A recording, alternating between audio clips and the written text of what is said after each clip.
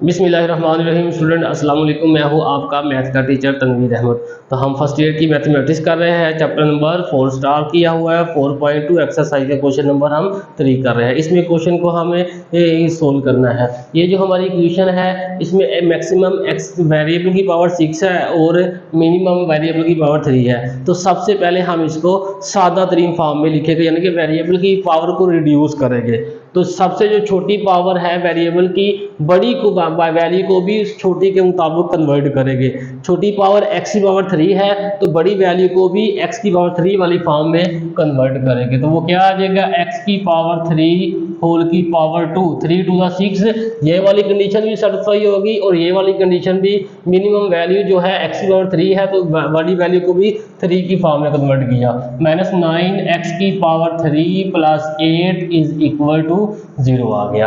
अब हम क्या करेंगे, ये दोनों x की पावर 3 है, ये भी x की पावर 3 है। लेट किया कि x की पावर 3 किसके बराबर आ गया, y के बराबर। तो जब हम इसकी जगह पर y पुट करेंगे, ऊपर स्क्वायर है तो ये आ जाएगा y की पावर 2, फिर आएगा -9y plus 8 is equal to 0।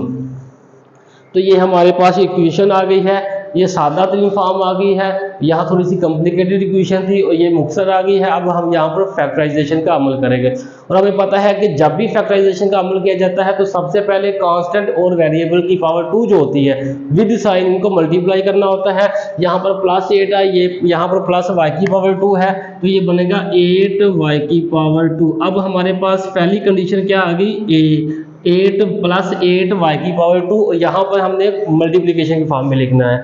और सेकंड कंडीशन क्या है, -9y, और यहाँ पर हम दोनों में से कोई एक भी अमल कर सकते हैं, प्लस का अमल भी कर सकते हैं और माइनस का अमल भी कर सकते हैं।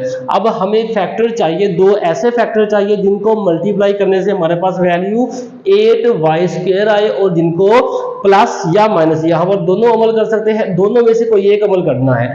अमल दो कर सकते हैं लेकिन दोनों में से एक टाइम पर एक करेंगे।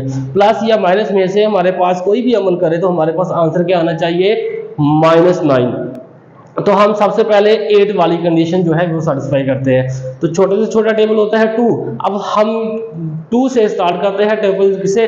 अब हम ये सोचते हैं कि 2 को किस डिजिट से मल्टीप्लाई करें कि आंसर हमारे पास 8 आए। तो हमें पता है 2 को हम अगर 4 से मल्टीप्लाई करेंगे तो हमारे पास आंसर 8 आएगा। यहाँ भी y लगा दिया, यहाँ भी y लगा दिया, तो ये y की पावर 2 आ गया। तो ये कंडीशन सेटिस्फाई होगी हमारे पास 8y की पावर 2। और यहाँ पर भी ये, अगर मैं यहाँ पर 2 लगाता हूँ और यहाँ पर 4 लगाता हूँ, यहाँ प्लस रखूँ, यहाँ प्लस रखूँ, तो ये बनेगा 6। तो हमें 6 तो नहीं चाहिए, यहाँ पर -9 चाहिए, तो ये फैक्टर नहीं बनेगा। अगर मैं इन दोनों को एक वैल्यू में प्लस की रखता हूँ, एक में माइनस की रखता हूँ, तो यहाँ पर क्या आएगा, तब आंसर तब आएगा 2। तो ये भी हमें नहीं चाहिए। तो हमारे पास आंसर क्या आना चाहिए, -9y की पावर 2 आना चाहिए। इसमें ये देखो, ये मल्टीप्लाई वाला जो है कंडीशन सेटिस्फाई कर रहा है लेकिन प्लस माइनस वाला ये दो फैक्टर सेटिस्फाई नहीं कर रहे, तो हम इस फैक्टर को नहीं लेंगे। अब हमें चाहिए 8। नेक्स्ट वैल्यू सोचते हैं। अब 8, अब 2 का टेबल नहीं है, 3 को किस डिजिट से मल्टीप्लाई करें आंसर 8 आए, किसी से भी नहीं आया, जिससे मर्जी मल्टीप्लाई करें आंसर इसमें 8 नहीं आएगा। इसी तरह 4 को 2 से मल्टीप्लाई करेंगे तो ये ऑलरेडी फैक्टर आया हुआ है 2 4 या 4 2 एक ही बात है। इसमें जो है हमारी एक कंडीशन सेटिस्फाई होती है मल्टीप्लाई वाली, ये प्लस या माइनस वाली कंडीशन सेटिस्फाई नहीं होती। अब हम लेते हैं 5 को किससे मल्टीप्लाई करेंगे कि आंसर 8 आए, किसी से भी करो तो आंसर 8 नहीं आएगा, 6 से भी नहीं आएगा, 7 से भी नहीं आएगा, 8। अब ये एक सेकंड फैक्टर है, कौन सा है, 8 को अगर मैं मल्टीप्लाई करता हूँ 1 से, यानी कि 8y को y से मल्टीप्लाई करता हूँ तो हमारे पास 8 1 8y की पावर 2 मल्टीप्लाई वाली कंडीशन जो है वो सेटिस्फाई हो गई है। इसको मैं ये ऐसे लिख देता हूँ, ये हमारे पास फैक्टर नहीं बनेगा। अब यहाँ पर हमारे पास दूसरा फैक्टर चाहिए, -y और -8, इन दोनों को मैं प्लस करूँ तो -9y आएगा। तो ये देखो यहाँ पर सेकंड कंडीशन भी सेटिस्फाई हो रही है, माइनस वाई, यहाँ पर भी माइनस लगा देता हूँ, यहाँ पर भी माइनस माइनस माइनस, ये प्लस आ जाएगा। ठीक है, तो हमारे पास माइनस वाई और माइनस 8y ऐसे दो फैक्टर हैं जिनको मल्टीप्लाई करने से प्लस 8y² आता है, जिनको प्लस करने से माइनस y आता है। यहाँ पर दोनों सेम साइन है इसलिए प्लस का अमल होगा और साइन वो लगेगा जो दोनों वैल्यू के साथ मौजूद है। तो अब यहाँ पर जहाँ -9 है वहां पर ये दो फैक्टर है, ये लिखेंगे हम इक्वेशन में, y⁻2 -y -8y और +8 इज इक्वल टू 0। अब -9y की जगह पर ये वैल्यू लिख दी। इन दोनों में से क्या चीज कॉमन आ रहा है? एक तो y कॉमन आ रहा है और कुछ नहीं आ रहा है। यहाँ y⁻2 थी, एक y⁻1 बाहर आ गई, अंदर y⁻1 बचेगी तो ये आ गया, और -1 आ जाएगा, ये y बाहर कॉमन आ चुका है तो यहाँ पर 1 बचेगा। जहाँ पर पूरी वैल्यू कॉमन आ जाती है बाहर, वहां हम 1 लगा देते हैं। अगली दो वैल्यू में से क्या चीज कॉमन आएगी? एक तो माइनस आएगा, दूसरा 8 आएगा। 8y में से 8 बाहर गया, बाकी y बचा। जब हम माइनस कॉमन लेते हैं जो लास्ट वैल्यू होती है उसका जो है साइन चेंज हो जाता है, ये प्लस है तो माइनस आएगा। अब 8 है, 8 बाहर आ चुका है तो अंदर 1 बचेगा, इज इक्वल टू 0। जब हमारे पास ब्रैकेट के अंदर ये वाली दोनों वैल्यू सेम हो विद साइन, देखो पहली y यहाँ y -1 ये सेम हो जाए तो इसका मतलब ये है कि यहाँ पर जो फैक्टर हमने सिलेक्ट किए हैं वो करेक्ट किए हैं, और यहाँ तक जो फैक्टराइजेशन कॉमन हुआ है वो भी बिल्कुल करेक्ट हुआ है। अब 8y -1 दोनों में है तो हम कॉमन लेंगे, y-1 कॉमन आ गया, यहाँ पर ये y बचा और यहाँ पर -8 बचा, इज इक्वल टू 0। अब इन दोनों को बारी बारी हम 0 के बराबर पुट करेंगे तो हमारे पास आंसर आएगा यहाँ पर y-1 इक्वल टू 0, और नेक्स्ट आएगा y-8 इज इक्वल टू 0। तो यहाँ पर y का आंसर क्या आ गया? +1, और यहाँ पर y का आंसर क्या आ गया? +8। हमें पता है कि जब भी हम किसी वैल्यू को लेफ्ट हैंड साइड से राइट हैंड साइड या राइट हैंड साइड से लेफ्ट हैंड साइड पर शिफ्ट करते हैं तो उसका साइन चेंज हो जाता है। साइन चेंज होने से मुराद ये होता है कि माइनस वाली वैल्यू प्लस में कन्वर्ट हो जाती है और प्लस वाली वैल्यू माइनस में कन्वर्ट हो जाती है। यहाँ पर माइनस वाली वैल्यू थी प्लस में कन्वर्ट होगी, ये भी माइनस वाली वैल्यू थी तो दूसरी तरफ जाकर प्लस में कन्वर्ट होगी। अब हमारे पास यहाँ तक जो आंसर आया है तो वो y की फॉर्म में आया है, जबकि हमें जो ओरिजिनल जो क्वेश्चन दिया गया है वो x वेरिएबल की फॉर्म में दिया गया है, तो हमें आंसर भी x में ही चाहिए, y में नहीं चाहिए। तो जहां पर हमने ये पुट किया था x की जगह पर y, अब हम y की जगह पर x की वैल्यू पुट करेंगे। तो यहां लिखेंगे पुटिंग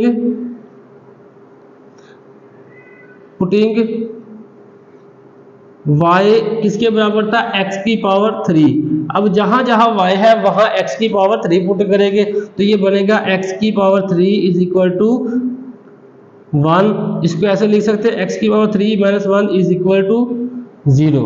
यहां पर एक फार्मूला अप्लाई होता है। कौन सा फार्मूला अप्लाई होता है? a की पावर 3 माइनस b की पावर 3। अगर हमारे पास ऐसी वैल्यू हो कि a की भी 3 हो, सेकंड वैल्यू की पावर भी 3 हो, तो सबसे पहले हम सादा फॉर्म में लिख देते हैं। उसके बाद पहली वैल्यू का स्क्वायर, जो साइन है उसका ऑपोजिट साइन, यानी कि माइनस है तो प्लस, अगर यहाँ प्लस होगा तो यहाँ माइनस लगा देंगे, दोनों को मल्टीप्लाई करेंगे और प्लस से b की पावर 2 और ब्रैकेट क्लोज। अब यहाँ पर x की पावर 3 -1, अब 1 की पावर हम जितनी मर्जी ले, 1 की पावर 3 ले 1 आ जाएगा, 1 की पावर हम 100 ले तब भी 1 ही आएगा। तो इसलिए अगर यहाँ पर 1 लिखा हुआ है तो इसका मतलब ये है कि ये 1 की पावर भी 3 है। तो सादा फॉर्म में आएगा x -1 इंटू एक्स की पावर 2। पहली वैल्यू का स्क्वायर माइनस है तो यहाँ पर प्लस आ जाएगा, दोनों को मल्टीप्लाई करेंगे तो x आ जाएगा, प्लस से दूसरी वैल्यू का स्क्वायर, दूसरी वैल्यू हमारे पास 1 है तो 1 का स्क्वायर 1 ही रहेगा। तो ये किसके बराबर है? Is equal to 0।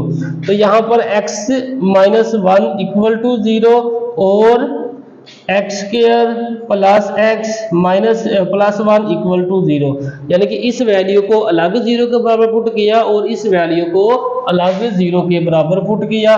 तो हमारे पास यहाँ से x का आंसर क्या आएगा? x इज इक्वल टू आएगा 1। यहाँ से x का आंसर 1 है क्योंकि ये -1 है, जब इक्वालिटी के दूसरी तरफ गया तो ये +1 हो गया। यहाँ से हम क्वाड्रेटिक फार्मूला अप्लाई करेंगे। यहाँ पर a किसके बराबर है 1, b किसके बराबर है 1 और c किसके बराबर है 1।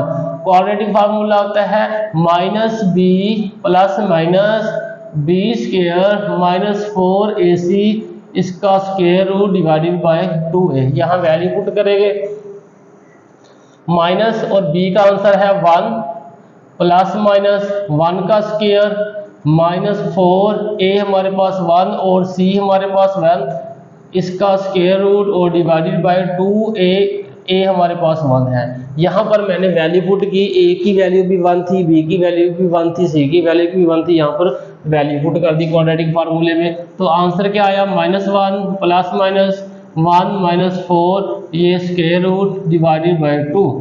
तो ये बनेगा, मजीद सिंप्लीफाई करेंगे तो -1 plus minus -3 square root divided by 2। इनको हल किया। अब यहाँ पर -4 था और +1 था। बड़ी वैल्यू के साथ जो साइन है माइनस का है, छोटी वैल्यू के साथ प्लस का साइन है। दो अपोजिट साइन है, जब अपोजिट साइन होता है तो माइनस का अमल होता है और साइन वो लगता है जो बड़ी वैल्यू के साथ हो। तो 4 में से 1 गया, 3 बचा, बड़ी वैल्यू के साथ माइनस का साइन है तो माइनस का साइन लगा दिया, तो ये वैल्यू सोल्व हो गई। ठीक है, अब यहाँ पर दो आंसर आए हैं वेरिएबल के, एक आंसर तो 1 आ गया, सेकंड आंसर हमारे पास ये आ गया। अभी हमने ये वाली साइड सोल्व की है, दूसरी साइड सोल्व नहीं की, तो दूसरी साइड जब सोल्व करेंगे तो उसके भी आंसर सेम आएंगे। देखो यहाँ तक हमने सोल्व किया था, अब यहाँ से लेकर यहाँ तक मजीद सेम स्टेप रिपीट हो गए। तो पुटिंग करेंगे, y किसके बराबर था x की power 3, y is equal to x की पावर 3, तो ये बनेगा x की पावर 3 इज इक्वल टू 8। मजीद सिंप्लीफाई करके x की power 3 minus 8 equal to 0, x की पावर 3 माइनस 2 की power 3 is equal to 0।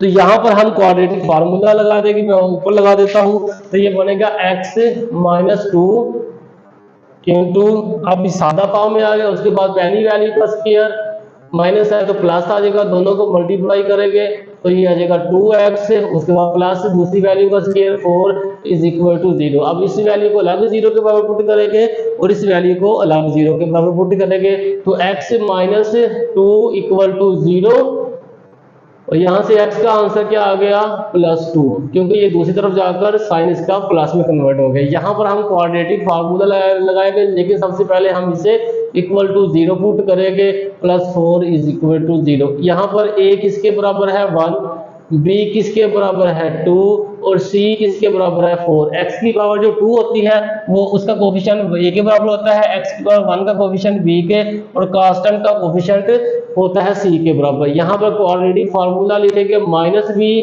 Plus minus b square minus 4ac divided by 2a।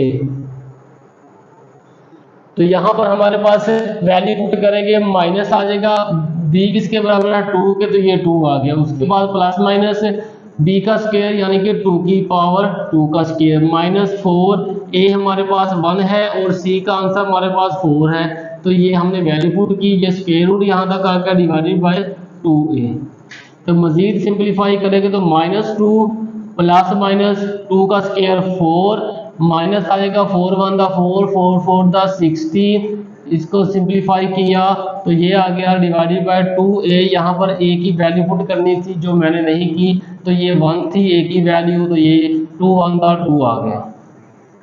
Majeed simplify करेंगे, -2 प्लस माइनस 12 डिवाइडेड बाय 2 आ गया। इनको मजीद सिंप्लीफाई करेंगे तो ये इसे ऐसे भी लिख सकते हैं, -2 plus minus 4 cross -3 divided by 2। ठीक है, -12 था तो उसको इस तरह लिख दिया, जब 4 स्क्वायर रूट से बाहर आएगा तो ये बनेगा 2 -2 plus minus 2 -3 square root divided by 2 आ गया।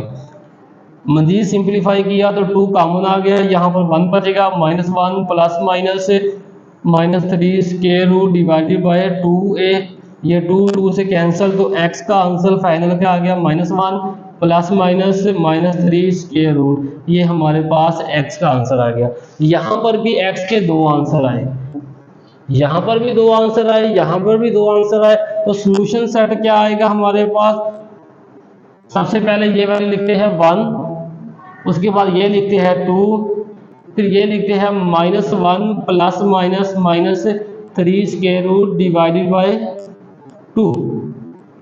फिर हमारे पास ये आ जाएगा -1 plus minus minus 3 square root, और ये हमारा सॉल्यूशन सेट आ गया। ये क्वेश्चन का हिस्सा नहीं है, लेकिन ये क्वेश्चन में सोल्व जरूर होगा। अब क्वेश्चन की स्क्रीनशॉट ले ताकि आपको नोट्स बनाने में आसानी हो।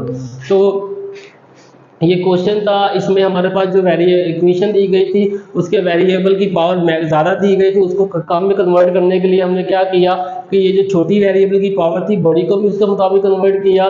फिर दोनों जब सेम हो गई तो इसको हमने y के बराबर पुट किया। तो यहाँ पर हमारे पास एक नई इक्वेशन आ गई, यहाँ पर हमने फैक्टराइजेशन का अमल किया। जब दो जोड़े लिए, दो फैक्टर लिए, दो डिजिट लिए, जिनको मल्टीप्लाई करने से हमारे पास आंसर +8 y की पावर 2 आया, और प्लस या माइनस करने से -9 y आया। यहाँ पर फैक्टराइजेशन का अमल किया तो हमारे पास वेरिएबल के दो आंसर आ गए।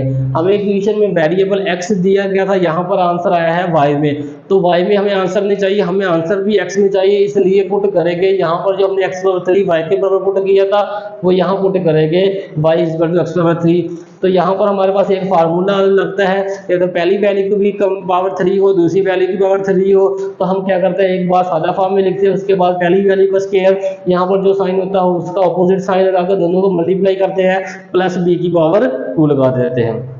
तो यहाँ पर हमारे पास दो वैल्यू आ गई, एक वैल्यू x की ये आ गई, दूसरी वैल्यू ये आ गई। थोड़ा सा सिंपलीफाई करने के बाद, क्वाड्रेटिक फार्मूला लगाने के बाद, सेम एज इट हम y की जगह पर x/3 यहाँ भी पुट करेंगे, यहाँ पर भी यही सेम फार्मूला लगेगा, दो वैल्यू आ जाएगी, एक में से सिंपल आंसर आ गया, दूसरी में आंसर निकालने के लिए हमें क्वाड्रेटिक फार्मूला यूज करना पड़ा था। तो हमने यहाँ क्वाड्रेटिक फार्मूला यूज किया तो हमारे पास सेकंड आंसर भी आ गया। अब हमारे पास इस इक्वेशन में 4 आंसर थे, 2 यहाँ आ गए, 2 यहाँ आ गए, इनको हमने सोल्यूशन सेट की फॉर्म में लिख दिया। तो ये क्वेश्चन था, अगर आपको क्वेश्चन की समझ लगी है तो वीडियो को लाइक करें और चैनल को सब्सक्राइब करें और प्रेस द बेल आइकन, ताकि हर आने वाली न्यू वीडियो का नोटिफिकेशन आप तक इजीली पहुंच सके। अगर क्वेश्चन की समझ नहीं आई तो नीचे कमेंट्स करें ताकि आपको मजीद बेहतर तरीके से समझाया जा सके।